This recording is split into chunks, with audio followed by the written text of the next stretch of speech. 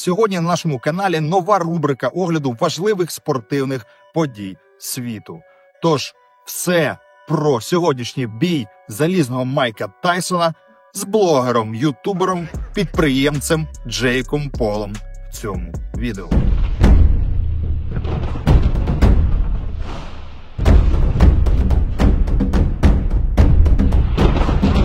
2,5 роки тому я відправився в Пуерто-Ріко на сеанс аяуяски. І мені було бачення там, що я бився з Майком Тайсоном. Так розповідає про цю ідею цього поєдинку Джейк. Тайсон проти Пола – це друга за значимістю подія в американській масовій культурі після президентських виборів. Можливо, і у всьому іншому світі на короткий проміжок часу. Стрімінговий сервіс Netflix, що вперше вписався в трансляцію та організацію боксерського поєдинку, отримав приблизно те, що хотів. Шоу для сімейного перегляду. І це шоу здатне залучити представників різних поколінь та інтересів в антуражі професійного поєдинку.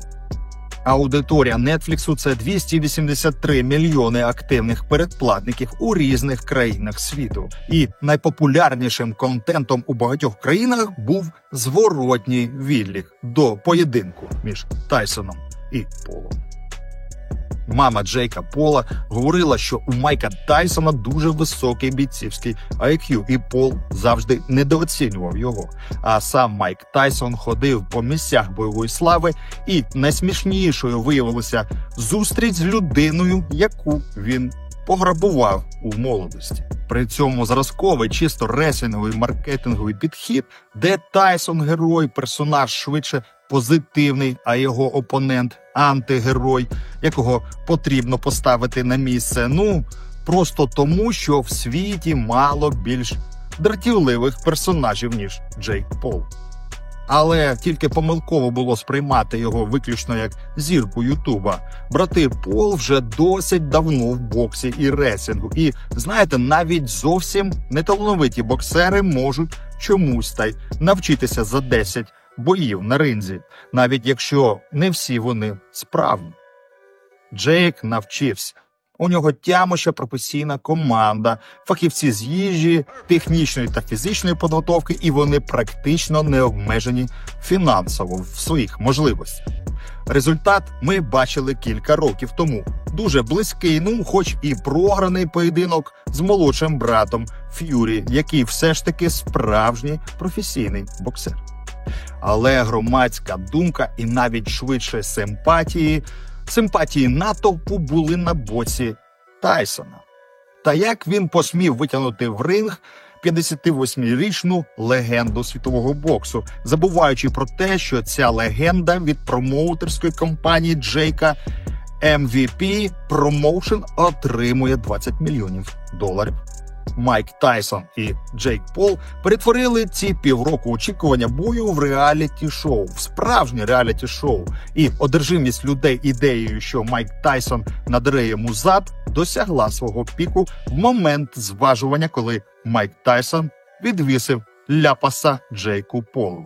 Але судячи з фото і відео, причина вибуху Майка Тайсона була в тому, що Джейк наступив йому на ногу. Але досвідченому глядачеві кинулися в очі незворушливі люди на задньому плані, які говорили про те, що сутичка зрежисована і, можливо, відрепетирована. Шлепок, або, як то кажуть в народі, лящ, і такий добрячий лящ, зрозуміло, став вітальним контентом, і кількість ставок на Тайсона раптово зросла. І продаж квитків на стадіоні AT&T Stadium в Арлінгтоні, що вміщає понад 80 тисяч осіб, пішла вгору. Букмекери в інтерв'ю розповідали, що клієнти приносили кілька великих сум на Пола по $500 000, але сумарно дрібних ставок на Майка було дуже багато і куди більше. І серйозно, коли показують Майка Тайсона, його тренування, оці кадри, де він тренується, б'є по лапах, ці ролики тривають максимум 10-15 секунд. І логіка у багатьох людей відключається раптово. Залишається тільки отака собі одержимість Тайсоном як ідеєю. І промоутери, і маркетологи продають цю ностальгію людям.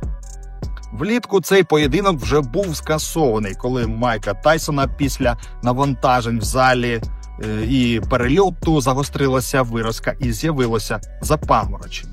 Джейк Пол виглядав місцями приголомшливим і наляканим, але навряд чи його лякав бокс або удар Майка Тайсона. Скоріше те, що Майк непередбачуваний і може щось та й викинути. Відмовитися в останній момент, ляпнути щось в інтерв'ю, через що всі втратять гроші, або підвернути ногу в другому раунді, наприклад. Майк Тайсон теж виглядав напруженим і вів якийсь свій внутрішній бій зі своїм тілом і зі своєю психікою. Дивно, до речі, але залізний Майк ніколи не бився перед таким натовпом, а на арені в підсумку зібралося 72 тисячі людей. До речі, цей рекордний гейт приніс 20 мільйонів, що як мінімум відбило гонорар Майка Тайсона. Так чи інакше, пішов Тайсон з похмурою рішучістю на обличчі, але вже ходою не зовсім молодого воїна. Так, це легенда, і у перших же раундах стало ясно, що ця легенда побоюється за свої коліна. На одному з колін був тейп, і крокував Майк вперед-назад дуже акуратно. І був виключно не врусь. Руки на місці, ніяких вольностей. Рухав головою, корпусом, захищався Тайсон так, як треба, як слід. Але складно було тільки з переміщенням на ногах. І з переходом із захисту в атаку. І для цього потрібні рефлекси, а вони вже не ті в 58 років. Та й судячи з повторів, удари, які Тайсон завдавав, коли опонент був у зоні досяжності, були як ті ляпаси для візуального, а не фізичного ефекту. Рукавички великі, 14 унців, візуально м'які і пара джебів, лівий хук, 1-2 удари по корпусу, і експерти за кадром його нахвалювали, підтримуючи у глядачів відчуття того, що ось-ось щось трапиться, а взагалі Тайсон нібито виграє раунди. Джейк Пол теж більш махав, аніж бив. Контролював дистанцію, пив джеб, іноді спеціально заходив до канатів і міг почекати там Тайсона, щоб той підійшов до нього і завдав кілька неакцентованих ударів, а іноді вони придивлялися один до одного і, вирішуючи, що суперник готовий, а глядачам потрібна їжа, атакували трохи активніше. Трохи менш схожим на спарене за завданням був лише останній 8-й раунд, але і в ньому найбільше обидва зраділи фінальному гонгу. Майк Тайсон зберіг своє обличчя, публіка отримала шоу, хоча і спробувала свистіти всередині бою, а Джейк Пол залишиться в цій темі і надалі буде заробляти гроші чесним і безчесними способами. Цей бій приніс йому, ймовірно, 40 мільйонів, а ім'я Тайсон на афіші ще більшу популярність, яку він також конвертує в доход. Також Джейк пообіцяв Майку 5 мільйонів доларів зі своєї долі за те, що Тайсон протримається з ним як мінімум 5 раундів. Що ж, як ми бачимо, ще плюс 5 лямів до гаманця залізного Майка.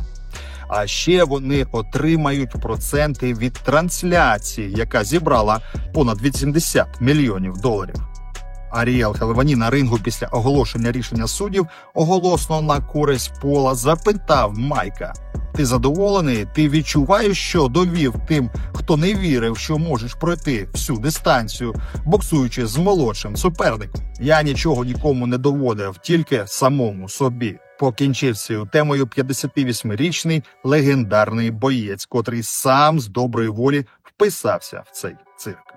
За 8 двохвилинних раундів Майк Тайсон наніс по цілі 18 ударів. Це приблизно 1 удар в хвилину. 27-річний успішний підприємець-ютубер, що видає себе за боксера-професіонала, наніс 78 ударів. Що ж, ми вистояли в цьому поєдинку, друзі. Верніше, ми витримали це. Тож, давайте привітаємо себе з тим, що ми начебто все зрозуміли і зробили свої висновки. Тепер точно ми не поведемось ні на який такий рестлінг, замаскований під світовий бокс. Але це ще 100 разів повториться, бо люди просто обожнюють себе обманювати. От якось воно так дивно виходить. Ми хочемо вірити в казкову битву добра зі злом, навіть якщо добро виглядає як легендарніший Майк Тайсон. Ця ідея безсмертна, але реальність трішечки розчаровує. Далі буде.